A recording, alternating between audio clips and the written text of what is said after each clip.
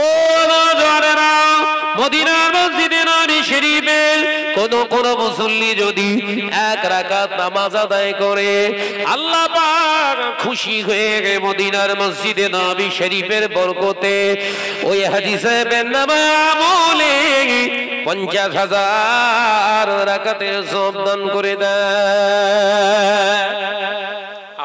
আমাকে যখনই বললেন আমিও সুবহানাল্লাহ জোরে চিৎকার মেরে বললাম সুবহানাল্লাহ।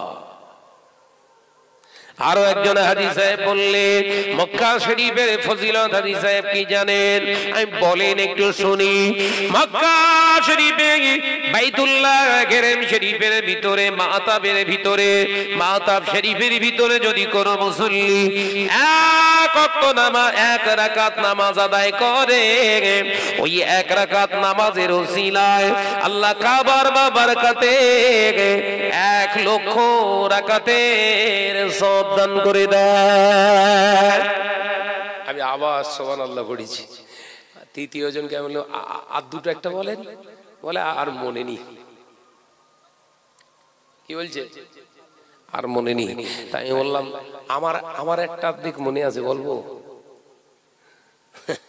আমার একটা দিক মনে আছে। এবার জোরগা ঝাপটা বলবো, বুঝতে পারিনি, বলো। আমার একটা দিক মনে আছে, বলবো? হ্যাঁ, বলেন না, বলেন না। হাজী সাহেব মদিনার ফজিলত যেমন 1 রাকাত নামাজ আদায় করলে 50,000 রাকাতের সওয়াব যেমন আপনি বললেন, ও হাজী সাহেব আমারও এটা জানা আছে, মদিনা শরীফে আমার রাসূলুল্লাহর বসবাসের জায়গা, আমার সাহাবা, আমার রাসূলুল্লাহর সাহাবায়ে কেরাম রিদওয়ানুল্লাহি তাআলা আলাইহি আজমাইনগণদের বসবাসের জায়গা, মদিনার পাখি, মদিনার গাছ গাছালি, জন্তু জানোয়ার সবই আমার রাসূলুল্লাহর প্রতিবেশী। আল্লাহ মাইহিন আল্লাহ মারহুল আমিন রাহমাতুল্লাহ আলাইহি হজ্জের মাসাইলের কিতাবের ভিতরে বলেছে, বর্ণনা দান করেছে, না মদিনা শরীফের সঙ্গে বেয়াদবি করা যাবে না, মদিনার গাছের সঙ্গে বেয়াদবি করা যাবে না, মদিনার পশু পাখির সঙ্গে বেয়াদবি করা যাবে না। মদিনার স্থানে যখন হেঁটে হেঁটে যাবে, মদিনার জমিনে জোরে জোরে পা ফেলো না, কারণ ওটা আমার নবীর দেশ, নবীর সঙ্গে বেয়াদবি হয়ে যাবে। ও হাজী সাহেব শুনে রেখে দেন, জেনে রেখে দেন, মদিনা শরীফে কেউ যদি একটা সিগারেট খায়, মদিনা শরীফে কেউ যদি একটা সিগারেট বিড়ি খায়, অন্যায় আমলে 50,000 সিগারেটের খাওয়ার গুনাহ লেখা হবে। হাজী সাহেব সাথে সাথেই সিগারেটটা ফেলে দিয়ে বলছে, কি বললেন? বুঝতে পারেননি? 1 রাকাত নামাজের জন্য যদি 50,000 আল্লাহ পাক নেকি দান করে, একটা এখানে গুনার কাজ করবে 50,000 গুনাহ হবে। বাবাজি, একটা সিগারেট খেলে 50,000 সিগারেট খাওয়ার গুনাহ হবে। হাজী সাহেবরা সাথে সাথে ভয়ে ফেলে দিয়ে বলছে, সর্বনাশ, 10 দিন অবস্থান করেছি, সব তো সিগারেটের পেছনেই চলে গেল। বিবেকের দরজা খুলে গেছে বলে, টোকা মারার লোক নেই তো, বিবেকের দরজায় নক করলে তারপর তো দরজা খুলবে। হারা নক করার লোক নেই, ও খাচ্ছে, খাগে যায়, ওর কবরের হিসেব দেবে। যেমন আমাদের ভাই ভাবিদের সব অবস্থা। ভাই নামাজ পড়ছে, ভাবি নামাজ পড়ে না, পর্দা করে না। ভাই জিজ্ঞাসা করছে, হ্যাঁ ভাবি নামাজ পড়ে না, কিছু বলিস না? ও ও বলে বলে আর হয় না, আমি আর বলি না, দায়িত্ব শেষ। ভাই ওর কবরে বাস পড়বে না, পড়বে না? কথা বলছেন না কেন? যে হ্যাঁ ভাবি নামাজ পড়, তোর অত হুজুরমি করতে হবে না, আমার কবরের হিসেবে আমি দেওয়াল। পুরো কন্ট্যাক্ট। এই কথা বুঝতে পারছেন না? পুরো চুক্তি হয়ে গেছে। চাচারে জিজ্ঞাসা করছি, চাচার দাড়ি পেকে পুরো সাদা। চাচার জিজ্ঞাসা করছে, হ্যাঁ চাচা, চাষি নামাজ পড়ে না, এখনো পর্যন্ত পিঠ আলগা করে ঘরে, রাস্তার ধারে ঘর, লজ্জা লাগে না? বলে, এই দেখ ফসকা মার করিস, 36 বছর ধরে বোঝাচ্ছি, একটা কথার উত্তর দি, আমার কথা শোনে না। 36 বছর ধরে বোঝাচ্ছি, বউ পরিবর্তন হয় না, তুই আজকে ফচকামো করলি হবে? আপনার কথা শোনে না, না আমি মিথ্যে কথা বলছেন আপনি। বলছে তোর সঙ্গে পারা যাবে না। না তুই মিথ্যে কথা বলছিস, আমি প্রমাণ করে দিচ্ছি দাদু। বল ছেলে কটা তোর? বলছে 7টা ছেলে, মেয়ে 3টে, 7 আর 3 10। এরা যে বউ কথা শোনে না 10টা বাচ্চা হয়।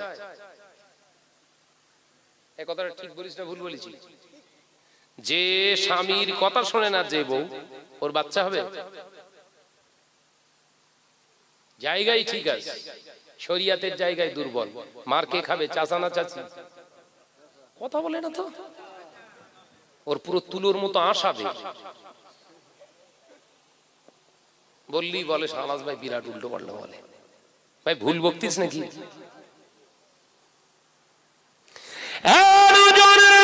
যুবকেরা, ছেলেরা, বাচ্চারা, ওই 4 জন হাজী আবাই বললে কাঁদতে কাঁদতে চোখে অশ্রু সিক্ত নয়নে হাও হাও করে কাঁদতে কাঁদতে আবাই বললেন, বাঁচার উপায় কি মাওলানা? আপনার দেখে তো মনে হয় আপনি মাওলানা স্যার। না ভাই, আমি খুব একটা মাওলানা না, 2-1 লাইন পড়ে তাও শুদ্ধভাবে পড়তে পারি না। তবে আমার জানা মতে নাজাত যদি পেতে হয়, নবীর সঙ্গে বেয়াদবি করেছো, নবীর দেশের সঙ্গে বেয়াদবি করেছো, নবীর প্রতিবেশীর সঙ্গে বেয়াদবি করেছো, ও আল্লাহর হাজী বান্দারা, ক্ষমা যদি নিতেই হয়, ক্ষমা যদি চাইতে হয়, আল্লাহর কাছে চেয়েও না। যাও যাও, ওই যে গম্বুজে খাজরা দেখা যায়, ওর নিচে আমার নবী শুয়ে আছে। নবীর দরবারে যে বাবু সালাম দিয়ে ঢুকে, সালাম দাও, আসসালামু আলাইকা ইয়া রাসূলুল্লাহ, হাবিবাল্লাহ। অন্যায় করে ফেলেছি, ভুল করে ফেলেছি, মাফ করে দাও, ক্ষমা করে দাও। আল্লাহ নবীর দরবারে যে একবার কাঁদো, নবী যদি একবার কাঁদতে কাঁদতে যদি একবার হেসে ফেলে, যাও মা ক্ষমা করে দিলাম, না বুঝে ক্ষমা করে দিলাম, না বুঝে অন্যায় করে ফেলেছে। আল্লাহর নবী যদি একবার হ্যাঁ বলে দেয়, আমার আল্লাহ রাজি হয়ে যাবে। 4 জন হাজী দেখি যে দৌড়চ্ছে, আমার সঙ্গে কথা বন্ধ করে দৌড়চ্ছে। দৌড়ো, দেখেছেন হাজী হজ করতে গিয়েছে, খুশবু লওয়ার দরকার ছিল রাসূলুল্লাহ, লেচ্ছে কিসের? কথা বলে না। আলেম এলেম অর্জন করেছে, লক্ষ্য থাকার দরকার ছিল আমি নিজে আল্লাহওয়ালা হব, আর আমার ভালোবাসার মানুষ প্রতিবেশী যারা আছে তাদেরকেও আল্লাহর রাস্তায় ডাকবো। কিন্তু এখন আমি শাহনাজ তো মুরগি গরু আর টাকা নিয়ে দৌড়ুচ্ছি। আমি শাহনাজ মুরগি গরু টাকা শুধু না, সমাজে আমার প্রতিপত্তি, আমার একটা ইজ্জত কি করে সমাজে সমাদৃত হবে, এই চিন্তায় দৌড়াচ্ছি। আল্লাহ বললেন যা, কবুল করে নিলাম, আখিরাতে কিচ্ছু নেই। কথা বুঝতে পারছেন না? ওই জন্য আল্লাহর ওলিরা, আল্লাহর মুসান্নিফি যারা কিতাব লিখে গিয়েছে, কিতাবের ভিতরে পাওয়া যায় আলেমের ভিতরে 2টি ভাগ করা হবে, আলেমের ভিতরে 2টি ভাগ করা হবে। আলেম, ওই সমস্ত আলেমদের কথা আল্লাহ বলেন না যে আলেমের কাছে শুধু দুনিয়ার চিন্তা থাকে, আখিরাতের চিন্তা থাকে না, আল্লাহর ভয় থাকে না, রাসূলুল্লাহর মহব্বত থাকে না, ওই আলেমের কাছে নয়। আল্লাহ ইঙ্গিত দিয়েছে আতিউর রাসূল ওয়ালিল আমরি মিনকুম, আবার আল্লাহ ইঙ্গিত দিয়েছে ওই সমস্ত আলেমের দিনের, ওই সমস্ত আলেমের দিনের কাছে তোমরা যাও, যে আলেমের কাছে গেলে আমার রাসূলুল্লাহর আখলাক পাওয়া যায়, আমার নবীর ক্যারেক্টার পাওয়া যায়, আমি আল্লাহ আমাকে পাওয়ার রাস্তা খুঁজে পাওয়া যায়। ওই আলেমে দিনের কাছে যাও, আমি আল্লাহ বলছি আমাকে পাওয়া, আমার হাবিবকে পাওয়া তোমাদের জন্য সহজ হয়ে যাবে। আল্লাহ রাহমাতুল্লাহ আলাইহি ইলম অর্জন করলেন, একটা দুটো নয়, 18,000 হাদিসের হাফেজ আল্লামা বড় মাওলানা রাহমাতুল্লাহ আলাইহি 25,000 শরীয়তের কিতাব তিনি রপ্ত করলেন। অত বড় আলেম হওয়ার পরে বিভিন্ন পীরের দরবারে গেলেন, পীরের দরবারে অনুভূত হতে পারলেন না, আল্লাহ আল্লাহ রাসূলকে খুঁজে পেলেন না। হযরতে গোলাম সামদানি রাহমাতুল্লাহ আলাইহির কাছে গেলেন, বায়াত গ্রহণ করলেন। না না না, হুজুর সেখানেও সঠিক জায়গা পেলেন না। আল্লাহর ওলি মুজাদ্দিদুজ জামান আমিরুশ শরিয়া আলা হযরত দাদাজান হুজুর পীর কিবলা রাহমাতুল্লাহ আলাইহির দরবারে এলেন। মুজাদ্দিদুজ জামান আল্লামা ইহিন আল্লামা রুহুল আমিন রাহমাতুল্লাহ আলাইহির চেহারাটা দেখলেন। চেহারার দিকে তাকিয়ে নাম জিজ্ঞাসা করলেন না, কোথায় বাড়ি জিজ্ঞাসা করলেন না। আল্লামা হুজুর রাহমাতুল্লাহ আলাইহির চেহারার দিকে তাকিয়ে মুজাদ্দিদুজ জামান মুচকে হেসে বললেন, বাবা রুহুল আমিন, পীর ধরতে এসেছো, পীরকে পরীক্ষা করতে এসেছো বাবা। পীর দেখতে গেলে চোখের প্রয়োজন হয়, পীর পরীক্ষা করতে গেলে জ্ঞানের দরকার হয়। ও বাবা রুহুল আমিন, আল্লাহ তোমার ইলমে জাহিরি জ্ঞান দিয়েছে, ইলমে বাতিনি অর্জন করতে পারে না। পীরকে যদি চিনতে পারো, পীরকে যদি চিনতে চাও, যাও আমি আবু বকর তোমায় বলে দিচ্ছি, ঘরে চলে যাও। 5 ওয়াক্ত নামাজের বাদে প্রতিনিয়ত 100 বার করে তওবা ইস্তিগফার করবে। প্রতিনিয়ত প্রতি ওয়াক্তে 100 বার করে ইস্তিগফার করে 40 দিন পরে আবু বকরের দরবারে এসো। আমি আবু বকর জানিয়ে দিলাম, পীর ধরা লাগবে না, তোমার চোখে তুমি দেখতে পেয়ে যাবে আল্লাহর ওলিটাকে। একবার জোরে হবে। আলেমের সবক দিচ্ছে তওবা। কোন আলেম? 18,000 হাদিস যার সিনার ভিতরে, 25,000 শরিয়াতের কিতাব যার সিনার ভিতরে, সেই আলেমকে সবক দিচ্ছেন মুজাদ্দিদুজ জামান, যিনি 40টা হাদিসের কিতাবের সনদ প্রাপ্ত। আমার আলোচনা বুঝতে পারছেন তো? মুজাদ্দিদুজ জামান দাদা হুজুর পীর কিবলা রাহমাতুল্লাহ আলাইহি আল্লামা হুজুরকে জিজ্ঞাসা করলেন, বাবা তোমার বাড়ি কোথায়, কি নাম, তোমার বাপের নাম কি, কোত্থেকে এসছো? কিচ্ছু জিজ্ঞাসা করলেন না। উনিও আলেম আর ইনিও আলেম, দাদা হুজুর পীর কিবলাও আলেম, আল্লামা হুজুরও আলেম। একজন আলেম আর একজনের কাছে এসেছে পরীক্ষা করতে, চোখ বন্ধ, জাহিরি চোখ খোলা আছে, বাতিনি চোখ বন্ধ। আর আল্লামা দাদা হুজুর পীর কিবলা আল্লামা হুজুরের চেহারা দেখে বাতিনি চোখ দিয়ে টোটাল বায়োডাটাটা বলে দিলেন। একবার জোরে বলে, জোরে বললেন না? টোটাল বায়োডাটা, বাড়ি কোথায়, বাপের নাম কি, তার নাম কি, কেন এসেছো, টোটাল প্রুফটা দিয়ে বললেন, যাও পীর চিনতে গেলে আগে চোখ তৈরি করো। একবার জোরে হবে না? আর আমরা ভাই সাহেব হুজুর, চাচাজান হুজুরদের বিচার করি সুদখোরের বেটা। ভুল বলে ফেললাম? পাক্কা হারামখোর, যার তাকওয়া বলে কিছু নেই, সেই ব্যক্তি বিচার করছে চাচাজান হুজুর, ভেতরে কিছু নেই।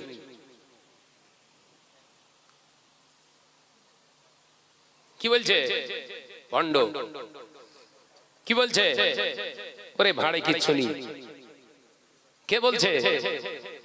যার টাকা বেছে নেবার ক্ষমতা হয় না, এই ব্যক্তি। এই ব্যক্তি যখন সমাজকে বলবে আমি হক রাস্তায় আছি, আর সমাজ যদি সেই ব্যক্তিটার পেছনে ছোটে, সত্যিও জান্নাতের দিকে ছুটছে না জাহান্নামের দিকে? কথা বলছেন না কেন? নিছক চোখ বন্ধ করে বলা যায় পাক্কা জাহান্নামের দিকে ছুটছে। কারণ ওই আলেম এখনো টাকা চিনতে শিখিনি। আমি শাহনাজ, আমার হাতে হাত দিলে সুদখোরও মুসাফা করতে পারে, সোনার আংটি পরে এসে মুসাফা করছে, সেও মুসাফা করতে পারছে। কই কাইমুজ্জামান বড় হুজুর পীর কেবলার কাছে মুসাফা করতে পারতেন না। কাইমুজ্জামান হুজুর কেবলার সঙ্গে মুসাফা করতে আসলেই হুজুর রুকে দিতেন, বাবা দাঁড়াও। মনে কষ্ট পাবে, মনে কষ্ট পাবে, হুজুর কেবলার সঙ্গে সঙ্গে বলতেন, বাবা মুসাফা করব, আগে নামাজি হও। একবার জোরে বলবেন না? ওই তোমার তো বলার ক্ষমতা হলো না, বলার ক্ষমতা নেই তোমার, এত বড় বড় বাতেলা কিসের? এই কথা বলছেন না? শাহনাজ যখন কস ধরে কথা বলছে, শাহনাজের গোষ্ঠী উদ্ধার করে দিচ্ছ। ইগোর লড়াই মেতেছো কেন? আল্লাহর জন্য করো। মানুষগুলোকে যদি সঠিক রাস্তায় চালনা করার সঠিক ইচ্ছা, সৎ ইচ্ছা যদি তোমার ভিতরে থাকে, মানুষগুলোকে ড্রাইভেট করছো কেন? আল্লাহ ওয়ালা আছে কিনা চলো, আমি তোমার চোখে আঙুল দিয়ে দেখাচ্ছি। ফুরফুরা দরবার শরীফে আল্লাহর ওলি এখনো হায়াতে আছে কিনা আমার সঙ্গে চলো, তোমার চোখে আঙুল দিয়ে দেখাবো। তুমি কত বড় হালাল খোর, হালালের উপরে আছো, হুজুর কেবলার সামনে গেলি এক চান্সে বলে দেবেন ইনশাআল্লাহ, আর শুধু বলবে না, তার সঙ্গে চড় ফিরি। এই কথা ঠিক না ভুল ধরে বলে চলেন। পীর আল্লামা শাহ সুফি কুতুবউদ্দিন সিদ্দিকী দাওয়াত বারকাতু হুজুর কেবলা হাফেজাল্লাহ হুজুর কাছে চলেন। কত বড় হালাল খোর হয়েছে একবার দেখবেন। ওখানে যাবে না, কারণ ওখানে গেলে পোড় খুলিয়ে দেবে তো তোমার। এই কথা ঠিক না ভুল ধরে বলে। নরম নরম পানা, কিচ্ছু বলে না, যাও যাও যাই যাই বলি তাই শোনে। হ্যাঁ, মাঝে মাঝে আমার একটু ফোলায়, বিরাট প্রশংসা করে। এই হচ্ছে পাকা হুজুর। তাইলে খুব দিন কতক ব্যবসা চালাবে।